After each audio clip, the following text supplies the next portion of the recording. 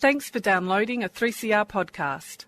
3CR is an independent community radio station based in Melbourne, Australia.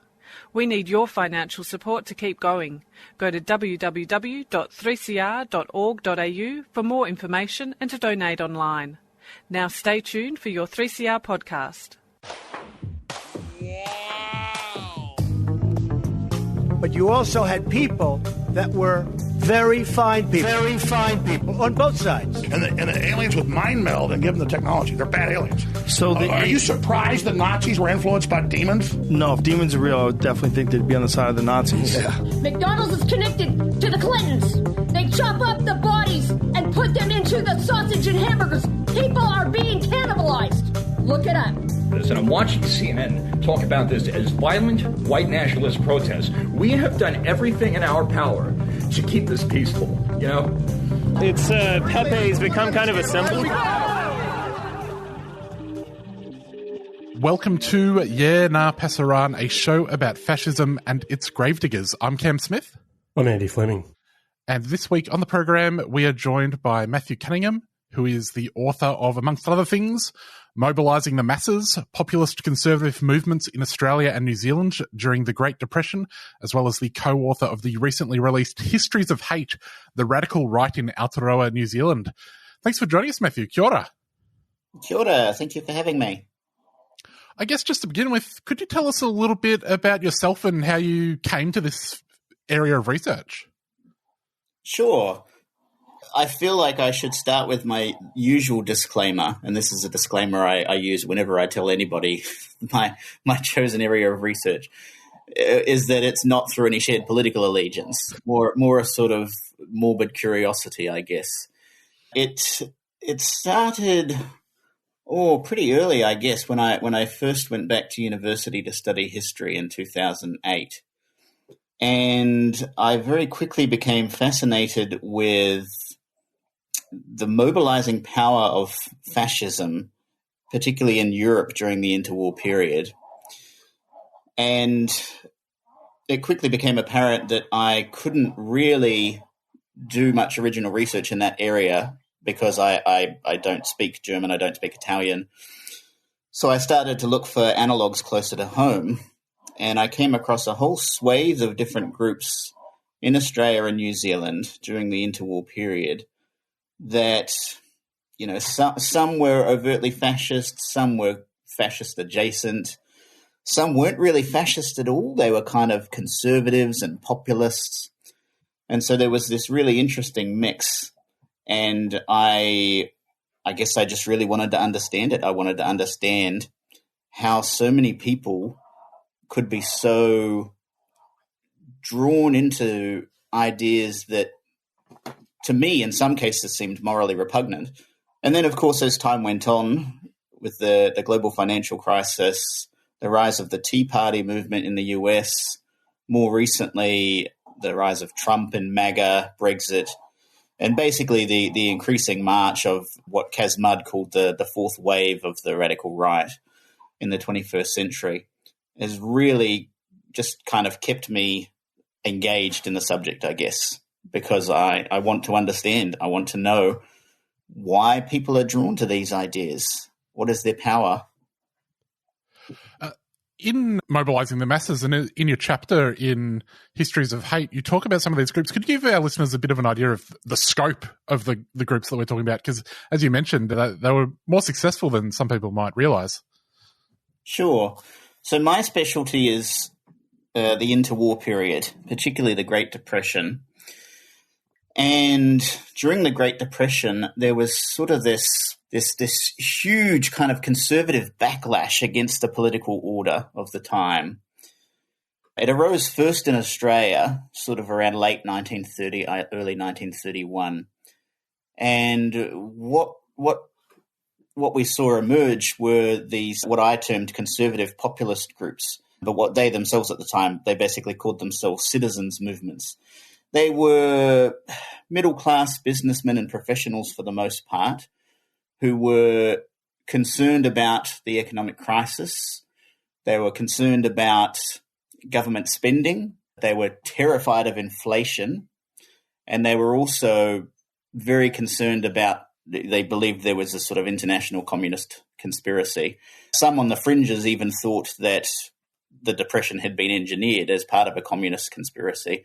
And some even further on the fringes tied that in with anti-Semitism and, long-standing theories of, alleged Jewish conspiracies and Zionist conspiracies. But the bulk of the citizens' movement rhetoric didn't really go down that sort of conspiratorial route. They were more focused on combating Labour, but also combating party politics more generally. In Australia, they positioned themselves as an alternative to the conservative political parties of the time, the nationalists. And there was a very real fear amongst mainstream conservatives that these citizens' leagues might split the centre-right vote and hand Labour another victory in 1931. So some of these groups, for example, there was the Citizens League of South Australia, which had close to 25,000 members at its height. It was dwarfed by the All for Australia League in New South Wales, which had about 130,000 members at its height. And in Victoria, there was a similar group, the Australian Citizens League, which later took on the name of the New South Wales group, the All for Australia League. But yeah, what eventually tripped these groups up was that they realised that they had to take a stand. They had to take a more firm position on whether conservative economics was more important or getting rid of party politics was more important. And whenever they took a stand one way or the other, they ended up alienating a chunk of their members, and that sort of hastened their downfall. Of course, as part of this milieu, there were other more militant groups that arose, the most well-known being the New Guard in New South Wales. They were, arguably more fascist, and certainly later in their life they took an overt fascist turn. But they very much thought there was an international communist conspiracy centred on the Lang government, the Jack Lang Labor government in New South Wales. And at the height of their paranoia in early 1932, they plotted to overthrow the state government. That plot didn't end up going ahead for various reasons, and so they're more known these days for their antics in upstaging the Premier at the opening of the Harbour Bridge in March of that year. So a similar sort of thing in New Zealand. There weren't really any militarist groups like the New Guard, but in 1933 there was a group called the New Zealand Legion, very, very similar to the Citizens Leagues in Australia. At its height, it had just over 20,000 members. And again, it was concerned about government spending and wanted to abolish party politics. Very, very similar sort of populist rhetoric. But it too ended up falling apart. Although over here in New Zealand, for slightly different reasons, there was a very strong social credit, monetary reform tradition here in New Zealand during the Depression. And that was kind of a wedge that split the New Zealand Legion. So yeah, it was a very interesting time, and I liken a lot of those citizens' leagues to the Tea Party protests in the US about a decade ago. Matthew, what role did the question of race or the race question play in the interwar years as far as these groups were concerned? Yes, it's a good question. So the groups themselves were, or their members, I should say, were undoubtedly racist, but in the sense that they were simply representing the views of the time. So race didn't feature heavily in their rhetoric. In fact, I would actually argue it's almost non-existent in their rhetoric. But having said that, there were aspects of race that were sort of implicit in some of their arguments. So, for example, they really drew on the pioneer myth of the 19th century. You know, the idea of the hardy, self-sufficient pioneer who broke in the land and who, you know, didn't need the government to prop them up. I mean, of course, it was absolute bollocks because, you know, the pioneers in the 19th century were heavily dependent on the government for a number of different things. But implicit in that is that it invisibilizes Indigenous populations, because obviously the basis of the pioneer prosperity was upon the theft, legal or otherwise, of Indigenous land. And that wasn't really acknowledged at all by these groups. Although, again, that's somewhat par for the course for the time. The other question I had, Matthew, in regards to this period in particular, and maybe we'll talk a bit more about it in terms of the longer history of fascism and the far right and so on, but now, and I guess then, there's debate about how to situate some of these ideas and these figures on a left-right spectrum.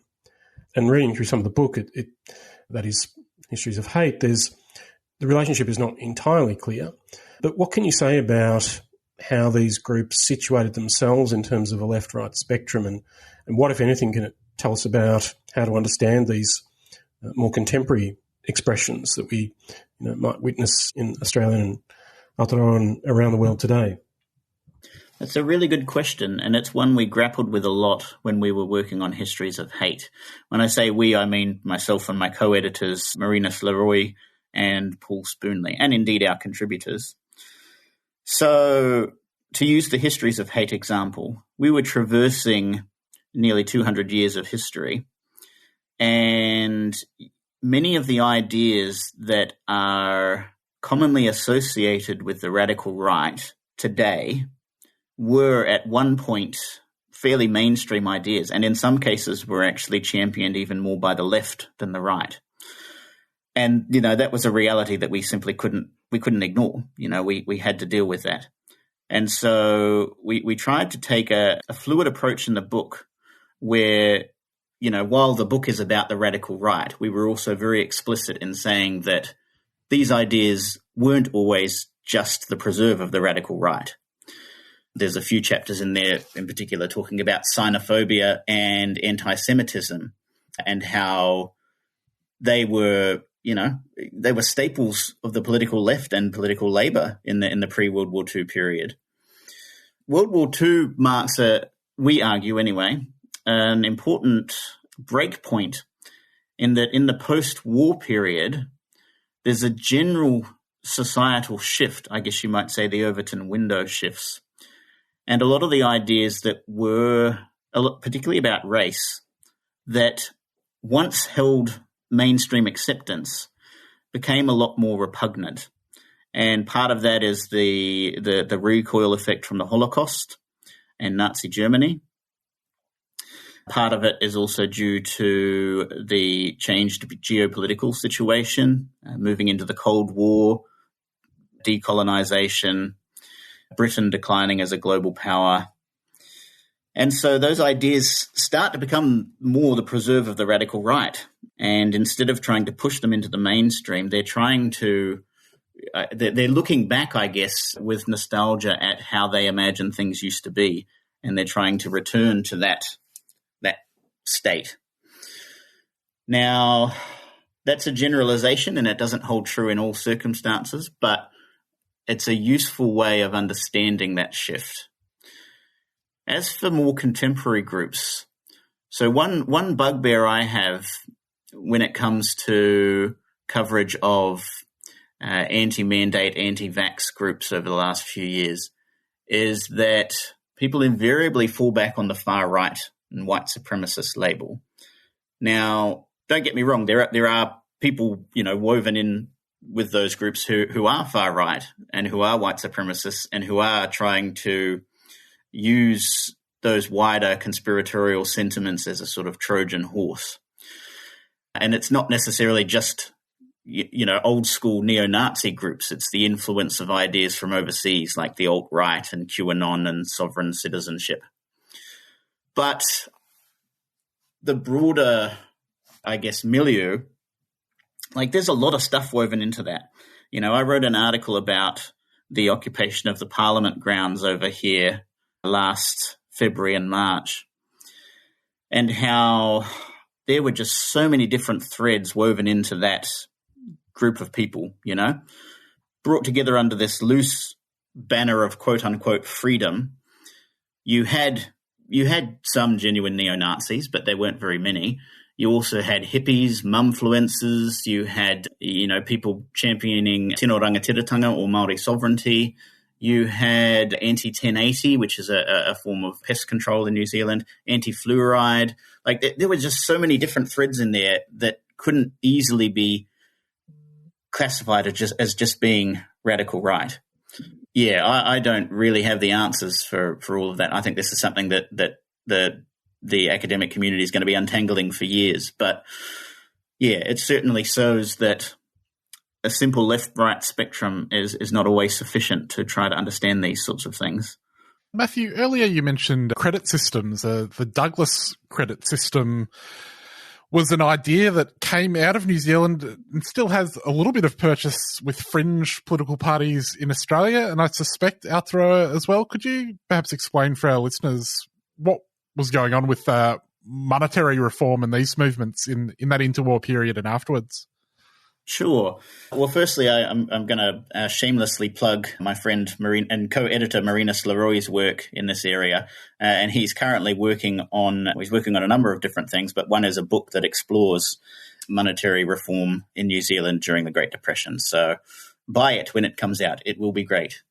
But taking a step back, so Douglas credit originates originally with a thinker overseas, Major Douglas, who came up with this sort of, no, I'm gonna be frank. It was a half-brained economic theory that essentially he looked at the capitalist economic system and he saw an imbalance between production and consumption, and he came up with what was called the A+B theorem, which basically, in a nutshell, said that those who produce will never have enough money to consume what they're producing. Ergo, you will always have an imbalance.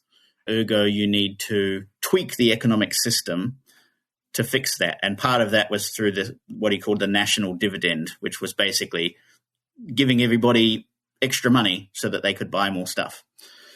Now, it didn't really attract much attention in Australia and New Zealand in the 1920s.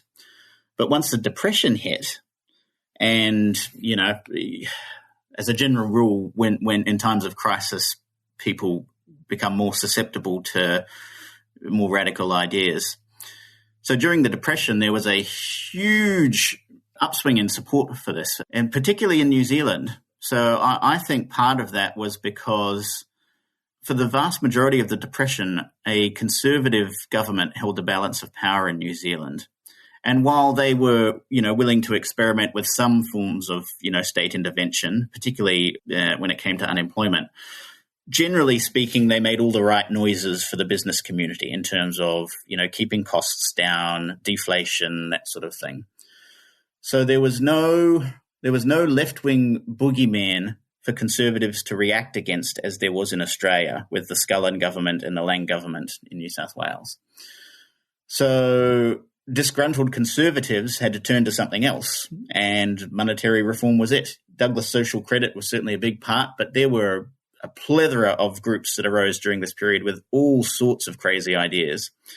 And one of the biggest figures was a chap called Arthur Nelson Field. Now, Field, and again, I'm drawing on the work of my colleague Marinas here. Field has been painted as an outsider, an extremist, and a loner. At the time, he was a respected journalist, a respected national journalist. And so when he published a book about this in 1931 called The Truth About the Slump, it was taken seriously.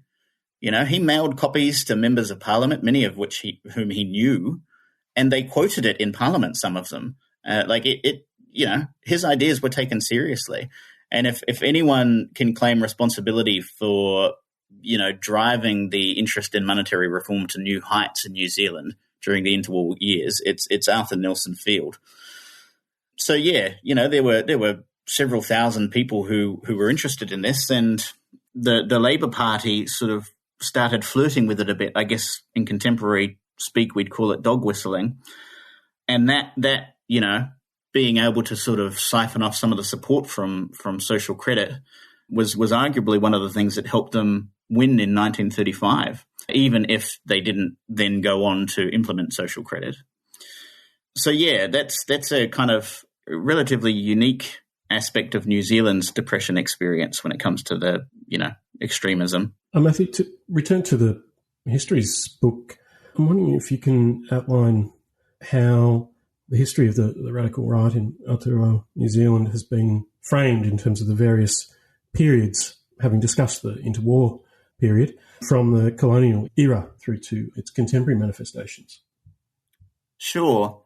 So we've broken it up into, I should say in the book we take a bit of a comparative approach, looking at international models and seeing how they fit.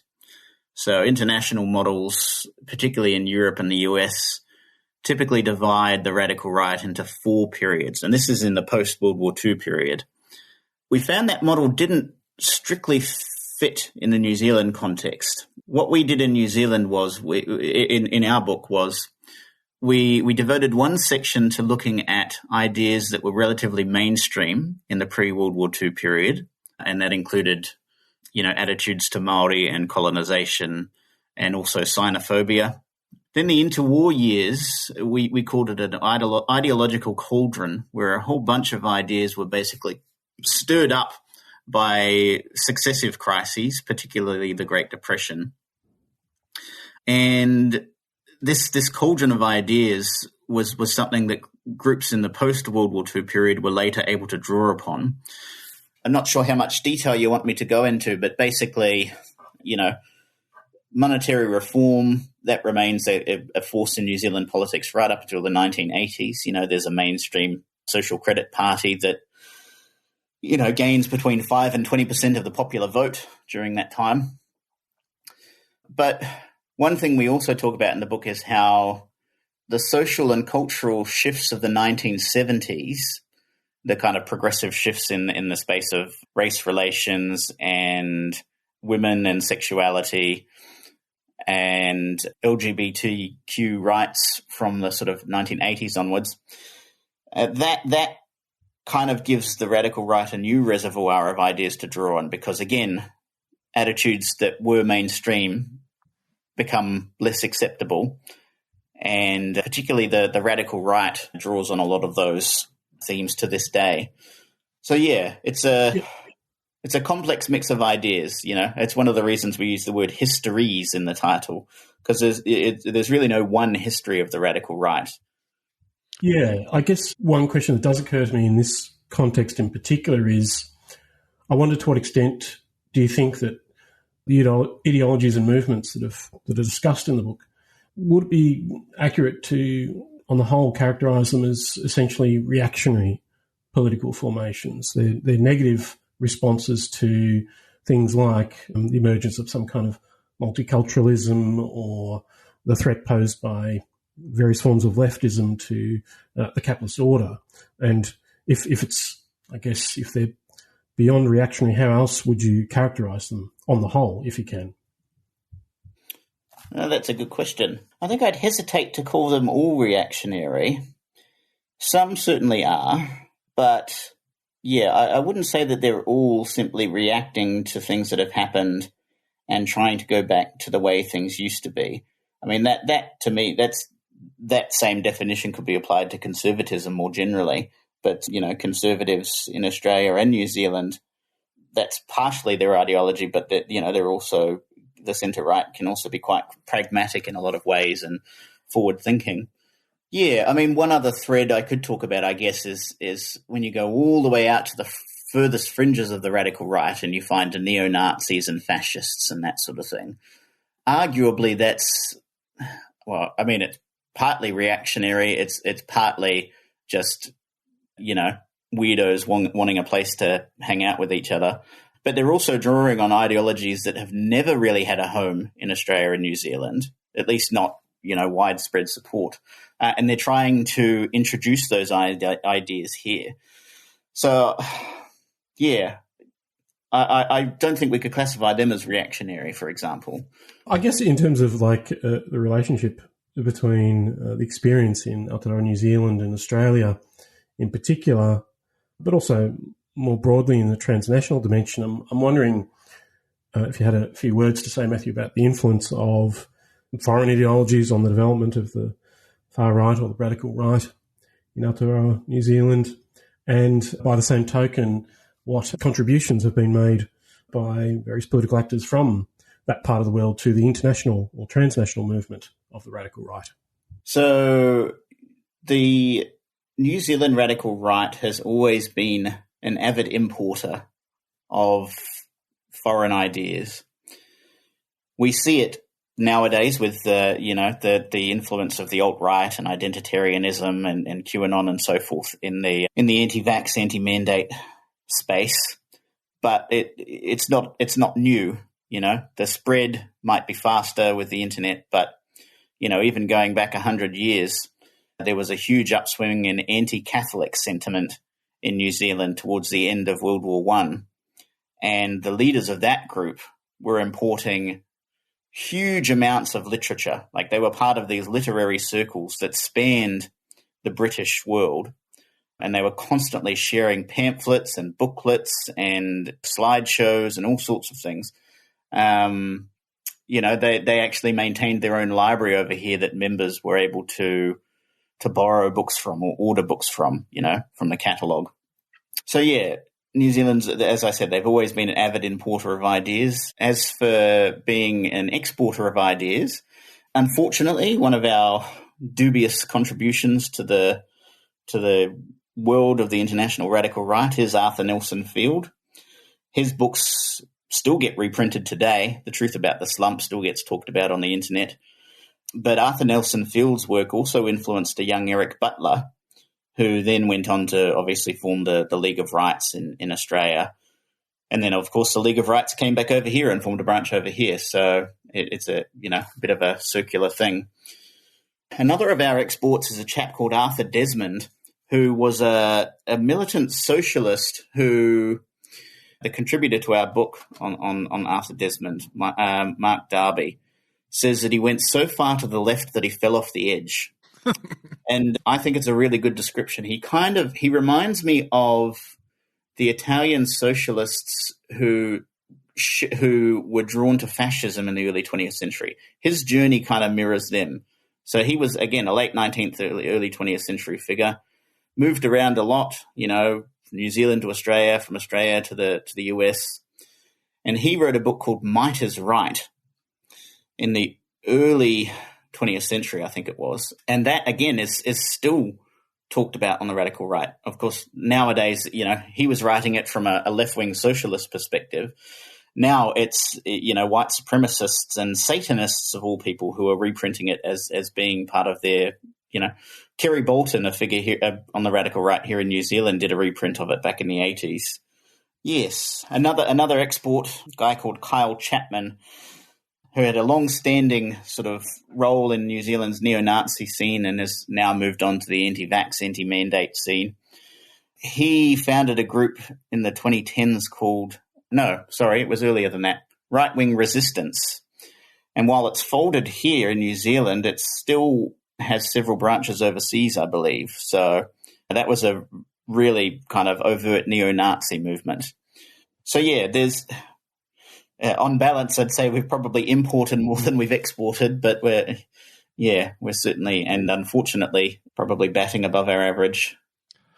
Matthew, perhaps just in closing, I was struck reading the book about maybe some of the parallels to the current situation where it seems with rising inflation, rising unemployment, that things are perhaps ripe for some of these ideas to take hold again. We've seen just in the weekend in Australia at CPAC, seems some of the fire breaks between mainstream conservatism and extremism have failed, at least in Australia. I was wondering how you felt that New Zealand was situated, perhaps going into another financial crisis. Yes, we've seen a bit of that over here as well. Some of the parties on the right side of the political spectrum are definitely dog whistling to the anti-vax, anti-mandate crowd. In some cases, dog whistling is too subtle a term. It's much more overt. So New Zealand First and Winston Peters, for example, are really kind of, trying to draw on that political crowd at the moment. The ACT Party to a lesser extent, although they're more interested in the sort of anti-treatyist space. So co-governance over here is a real hot topic at the moment, which is basically political arrangements between the Crown and iwi hapu to co-govern or co-manage particular assets or particular natural features or particular services like healthcare and education. That's drawing a lot of populist backlash at the moment. So, yeah, there's definitely some jumping of the firebreak at the moment. I, on the whole, however, am generally quite positive about the future. Winston Peters has been a sort of pressure valve for populist ideas in New Zealand since the early 1990s. He draws a lot of support that might otherwise go into, more overt radical right parties. But the thing is, Winston Peters is a consummate politician. And once he's in power, so Winston Peters in power is a very different figure to Winston Peters on the campaign trail. And, while I don't necessarily agree with his policies, he's not what I would call a Trump figure. He's a professional politician and he knows what he's doing. So, yeah, I don't see there being a major political realignment happening here. I'm quite positive about the future. And even if a centre-right government comes into power later this year, broadly speaking, the National Party under Christopher Luxon has avoided that sort of dog whistling. There have been exceptions, but I'm positive about the future. Well, Matthew, we'll have to leave it there. Thanks so much for joining us. If people want to read more of your work, you have a website at matthewcunningham.net. Thanks for coming on. Kate Tapai, thank you for having me. Well, Andy, that is our show. We'll be back next week. See you later. See you then.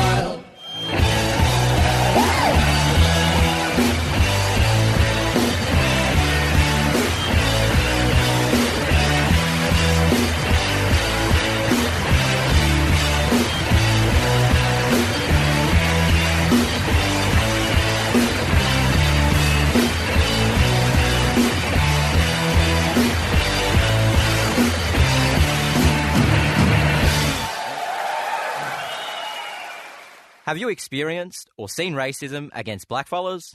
Report racism against First Nations people with Call It Out, an online register to expose racism.